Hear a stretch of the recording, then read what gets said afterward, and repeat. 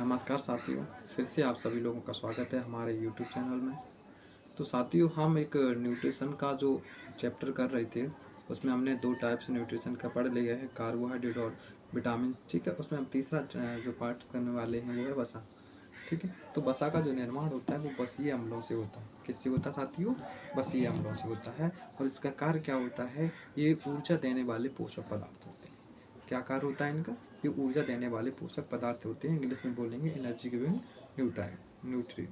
ठीक है, क्या बोलेंगे? Energy giving nutrients. ये ऊर्जा देने वाले पोषक पदार्थ होते हैं। लेकिन साथियों, जब हमने कार्बोहाइड्रेट पढ़ा था तो वहाँ में उसके कार्य क्या था? ये शरीर को तुरंत ऊर्जा प्रदान करते थे। ठीक है, कार्बोहाइड्रेट क्या था? कार्बोहाइड्रेट जो होते हैं, कार्बोहाइड्रेट का जो कार्य होता है, ये कार्बोहाइड्रेट शरीर को तुरंत ऊर्जा प्रदान करते हैं। बट फैट्स जो हैं ये शरीर को ऊर्जा देने वाले पोषक पदार्थ होते हैं। मतलब ये धीरे धीरे ऊर्जा देते हैं। ठीक है, मतलब उतनी स्पीड में नहीं देते जितने में जो है कार्बोहाइड्रेट देता है। उसके बाद में 1 ग्राम फैट्स में जो है 9.2 से 9.3 किलो कैलोरी होती है। और वसा का जो जमाव होता है वो बसीय ऊतकों में होता है, जैसे हम त्वचा और यकृत में समझ लो। ठीक है, इनके जो बीच में इनका जो बॉन्ड होता है वो ईस्टर्न बॉन्ड कहते हैं। उसको क्या कहते हैं? ईस्टर्न बॉन्ड कहते हैं।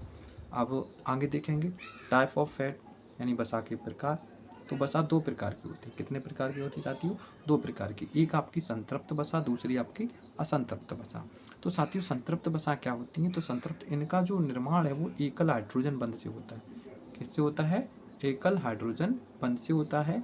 लेकिन जो असंतृप्त वसा होती हैं इसमें द्विबंध या त्रिबंध हाइड्रोजन बंध होते हैं। पहला पहला पॉइंट है दूसरे दोनों का। संतृप्त वसा में एकल हाइड्रोजन बंध होता है और असंतृप्त वसा में द्विबंध या त्रिबंध हाइड्रोजन बंध होता है। ठीक है, नीचे आपको दिखाया भी गया है। और दूसरा पॉइंट है कि संतृप्त वसा का ये अधिक ताप पर तरल तथा कम ताप पर ठोस हो जाते हैं। क्या है? ये अधिक ताप पर तरल तथा कम ताप पर ठोस हो जाते हैं। जैसे हम मान लेते हैं हमारा डालडा होता है और उसे हम जैसे गर्म करते हैं तो वो तरल अवस्था में आ जाता है। और जैसे ही हम उसको रख देते हैं, जैसे कम ताप आ जाता है उस पर, तो वो जो है ठोस हो जाता है। ठीक है, और जो असंतृप्त वसाएं होती हैं ये हमेशा जो है तरल अवस्था में रहती हैं। किसमें रहते हैं? ये हमेशा जो है तरल अवस्था में रहती हैं। तीसरा जो है इसका, तो तीसरा समझ लो साथियों, संतृप्त वसा में तीसरा पॉइंट जो है, ये शरीर में बुरी वसा का निर्माण करते हैं। कैसी वसा का निर्माण करते हैं? ये शरीर में जो है बुरी वसा का निर्माण करते हैं। और असंतृप्त वसा में क्या है? ये शरीर में अच्छी वसा का निर्माण करते हैं। तो साथियों, हम यहाँ से ये भी समझ लेते हैं कि हमारे लिए जो है संतृप्त वसा ठीक है या फिर असंतृप्त वसा ठीक है। ठीक है साथियों, अब जब हमारे शरीर में बुरी वसा का निर्माण करेंगे तो हमारे लिए जाहिर है कि सही नहीं होगी। और जो हमारे लिए शरीर में अच्छी वसा का निर्माण करेंगे तो सही बात है, वो हमारे लिए अच्छी होगी। ठीक है ना? तो यहाँ से जो है संतृप्त वसा हमारे लिए ठीक नहीं है, बाकी असंतृप्त वसा हमारे लिए ठीक है। आगे इनके एग्जाम्पल देख लो। तो संतृप्त वसा में साथियों आता है देसी घी। क्या आता है? देसी घी। डालडा आता है, चीज़ेस आती है, नारियल आता है। देखो, देसी घी से हम लोग खाते तो हैं, ठीक है, लेकिन कभी कभी ऐसा सुना होगा कि इनको बच्चों को नहीं खिलाना चाहिए, या फिर जो बड़े बूढ़े हो जाते हैं उनको नहीं खिलाना चाहिए।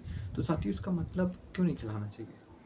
ठीक है, जैसे हम वसा जो देसी घी खाते हैं, और वो जैसे ही हमारे नसों में जाता है, और जो कम ताप अगर मिलता है, ठीक, कम एनर्जी हो, तो वो जगह जगह जमने लगता है। वो जम जाता है तो वो नस ब्लॉक होने लगती है। ठीक है ना साथियों, जब नस ब्लॉक हो जाती है और फिर हृदय जब हमारा रक्त भेजेगा तो वहाँ पे दाब लगेगा। और जब दाब वहाँ से लगेगा, वहाँ से नहीं हटेगा, हृदय पे दाब लगेगा जाके, तो वहाँ से हमारे हार्ट अटैक आ जाता है। क्या होता है साथियों? हार्ट अटैक भी आ सकता है। ठीक है साथियों, तो इसलिए जो है घी खाना चाहिए, सेहत के लिए जो है लाभदायक होता है, लेकिन उसके लिए जो है अवस्था है। ठीक है, सही बात है। किसी ने कहा है कि बड़ों को, मतलब बूढ़े बाड़े जो लोग हो जाते हैं उनके घी नहीं खाना चाहिए, बच्चों को नहीं खाना चाहिए। बाकी जो तंदुरुस्त रहते हैं, जो रोज़ कार्य करते हैं, उन्हें ज़रूर खाना चाहिए, कोई दिक्कत नहीं है। और इसका जो असंतृप्त वसा का निर्माण जो एग्जाम्पल है वो साथियों है वनस्पति तेल, बादाम तेल, जैतून का तेल, ये सब जो है असंतृप्त वसा में आते हैं। तो उम्मीद करते हैं साथियों आपको मेरी वीडियो अच्छी लगी होगी। अगर साथियों अच्छी लगी तो जो है वीडियो को लाइक करें, चैनल को सब्सक्राइब करें, और आगे भी मित्रों से शेयर करें, जिन्हें भी हम कम समय में जो है बहुत ज़्यादा जानकारी और जो है एक सटीक जानकारी मिल पाए। थैंक यू, नमस्कार।